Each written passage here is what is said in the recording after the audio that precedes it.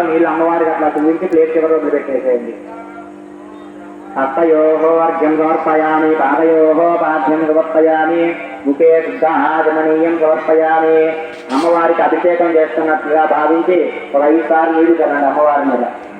ఓం మాతో విశ్రామ్య భవస్థానూర్ధ్వే దదాతన మహేరణ విదక్షిణే యోగస్తు వనమోదః సత్యపాదేవనః ఉదీరమహః తస్మాదంగమమోయస్య శ్రీరాజరాజో జంగరాజః శ్రీ లలితాచంద్రదేవి నమో నమః.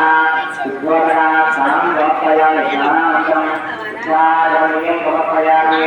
నక్షత్రం చేసుకొని అమ్మవారి వస్త్రాలు వేసినట్టుగా భావించి నమస్కారం చేసుకోండి.